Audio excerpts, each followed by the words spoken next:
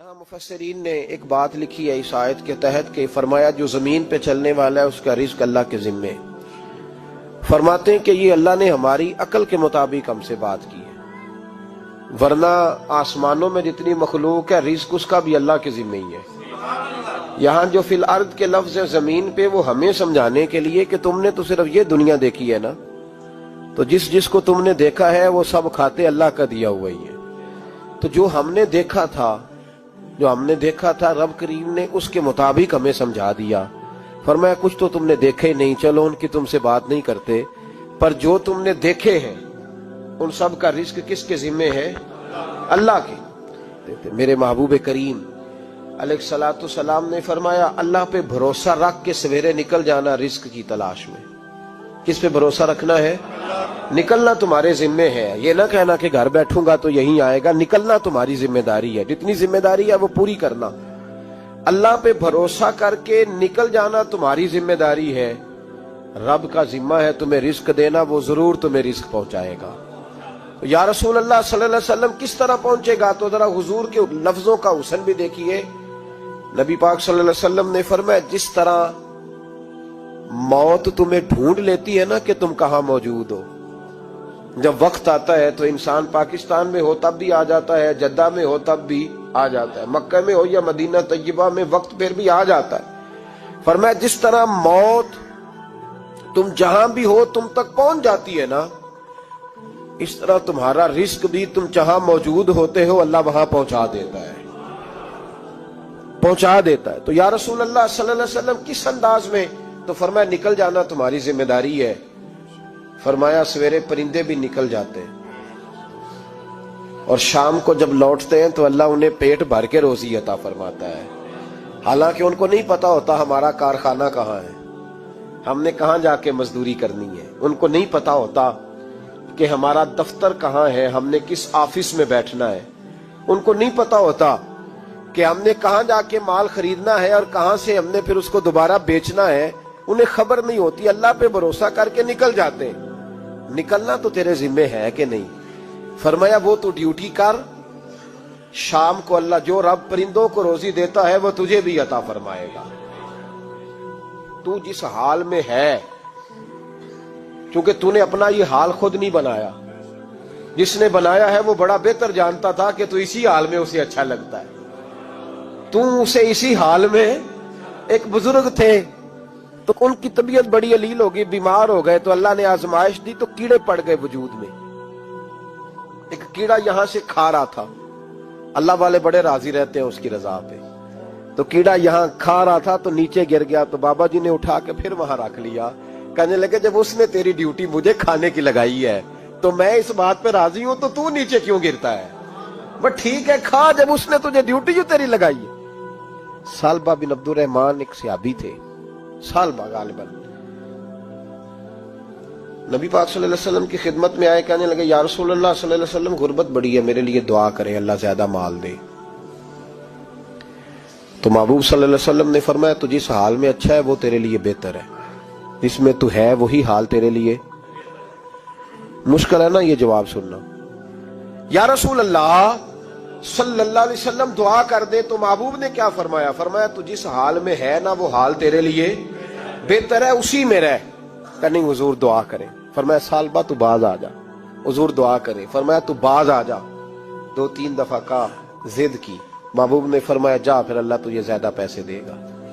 चंद बकरियां खरीदी, इतनी बरकत हुई कि बकरियों के रेवड़ बन गए। फिर कुछ बकरियां बेच के गाय खरीद ली, उनके भी रेवड़ हो गए। फिर कुछ ऊंट ऊंटनियां ले ली, रेवड़ ही रेवड़।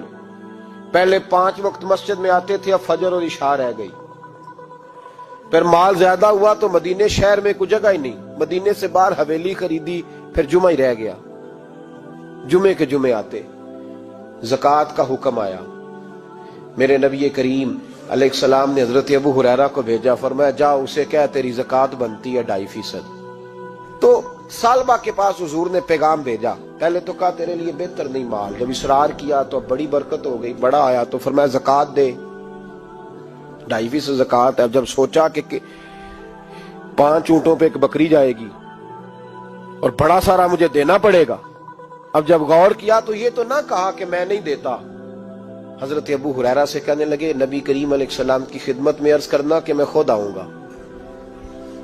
حضرت ابو ہریرہ نے آ کے عرض کی یا رسول اللہ صلی اللہ تعالی علیہ وسلم، حضور وہ کہتے تھے میں خود آؤں گا۔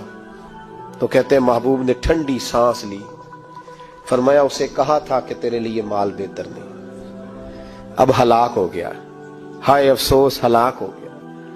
ان کو بھی تھوڑی دیر کے بعد احساس ہوا کہ یہ میں نے کیا کیا، نبی پاک کو ہی کہہ دیا نہیں ہے، حضور کو کہہ دیا بعد میں آؤں گا۔ اب دوڑے آئے، عرض کی حضور میں سارا کچھ لے کے آیا ہوں، قبول کر لیں۔ محبوب نے فرمایا گویا بلال حبشی کی خشک کھجور بھی قبول ہے، اور صہیب رومی ایک اٹی بان کی لائے تو وہ بھی قبول ہے، اور عمار بن یاسر اور مصعب بن عمیر اگر 2 دینار دے جائیں اور کوئی پرانا جوڑا کسی سپاہی کے لیے چھوڑ جائے تو وہ بھی قبول ہے، لیکن تو اپنا لاکھوں لے کے چلا جا، تیرا کوئی نہیں قبول، معاف کر دیں۔ فرمایا جا معاف کیا، پر پیسے لے کے نہ آنا۔ اگلے سال پھر آئے، بندے ہوئے ہاتھ ہے، محبوبہ میں دولت کا کیا کروں، آگ لگانی ہے، قبول کر لیں۔ فرمایا تو لے جا، تیرا نہیں قبول، گرا جو ان کی نگاہ سے وہ سنبھل نہیں سکتا۔ حضور نے وصال ظاہری کیا تو جناب صدیق اکبر کے پاس آئے، لاکھوں کا مال، ابو بکر قبول کر لو۔ تو جناب صدیق اکبر کہنے لگے اس کا کر لوں جس کا نبی نے نہیں کیا، چل جا کوئی نہیں چاہیے۔ حضرت عمر کے زمانے میں قحط پڑ گیا، بارشیں نہیں ہوتی، غلہ نہیں ملتا، حالات خراب ہے، مالی طور پہ بحران آ گیا، غربتیں، مجبوریاں، تکلیفیں، آ کے روئے عمر میرا قبول کر لو، مجھے معافی تو مل گئی تھی نا۔ فرمایا معافی اپنی جگہ پہ، پر جس کا مصطفیٰ نے قبول نہیں کیا۔ بہت سارے لوگوں کو پتہ ہی نہیں کہ ان کا قبول ہی نہیں ہوا، اور وہ الجھے ہوئے، انہیں خبر ہی نہیں کہ اصل بات کیا ہے۔ فرمایا جس کا مصطفیٰ کریم نے قبول نہیں کیا، اب ہیرے اور جواہرات بھی لے کے آئے تو بھوکے مریں گے، پر اس کا قبول، اس بات پہ راضی رہو جس حال میں اللہ نے رکھا ہوا ہے، اس حال میں راضی رہو۔ یہ جو مصیبت ہے نا دیکھنی کہ وہ بھی میرے پاس، تمہیں کیا پتا، کبھی پوچھ تو صحیح اس سے وہ کس مصیبت کا شکار ہے، جو مالی طور پہ بڑا امیر ہے، تو اس کی طرف دیکھ کے اپنا دل برا کرتا ہے۔ بس جس حال میں رب نے رکھا ہے اس حال میں رہ۔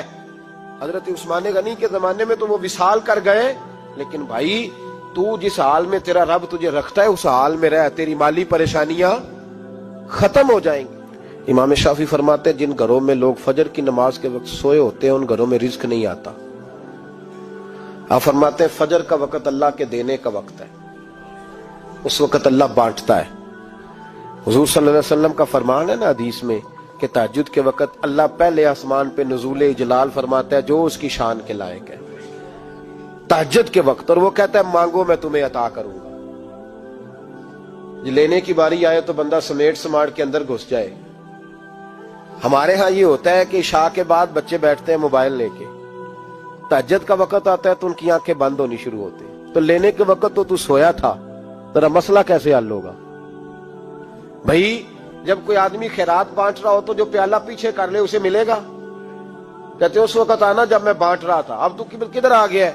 مثال دے رہا ہوں۔ تو فجر کا وقت مانگنے کا ہے، تو ساری رات تو گزر گئی گیمیں کھیلتے، ٹی وی دیکھتے، اور جو لینے کا وقت تھا تو سو گیا، تو کیسے آئے گا تیرے پاس؟ تو اٹھے سویرے، بندوں سے مانگ کے دیکھ لیا، بڑی عزتیں خراب ہوئی، فجر کا وقت اٹھ کے جھولی پھیلائیں۔ میرے رسول پاک علیہ السلام فرماتے ہیں، رب فرماتا ہے جب بندے میرے آگے جھولی پھیلاتے ہیں مجھے شرم آتی ہے، کیسے خالی واپس کر دو؟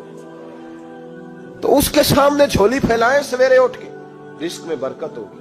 اور پھر ایک اور بات، 5ویں بات، رزق میں تنگی اس وقت ہوتی ہے جب ہم مال غلط جگہ پہ خرچ کرتے ہیں۔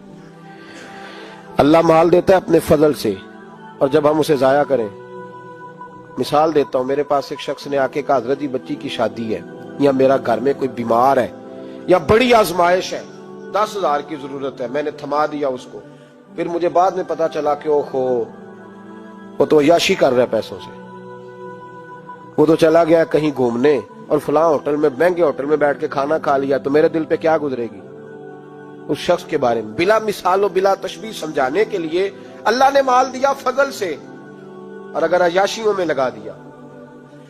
صوفیاء فرماتے ہیں کہ اگر ایک دھیلا تو حرام جگہ پہ خرچ کرے نا، ایک دھیلا، تو 1,00,000 دینار کی برکت تیرے گھر سے اٹھ جاتی ہے، ایک دھیلا حرام جگہ پہ۔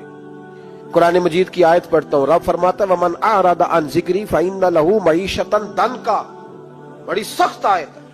وَمَنْ أَعْرَضَ عَنْ ذِكْرِي، فرمایا جب تم میرے تذکرے سے، میرے ذکر سے منہ پھیر لیتا ہے، فَإِنَّ لَهُ مَعِيشَةً ضَنْكًا، تو میں تیری معیشت کو، تیرے رزق کو تنگ کر دیتا ہوں، تو تیری زندگانی تنگ ہوتی، اور جس کی زندگی اللہ تنگ کرے اس کی کوئی کھول سکتا ہے؟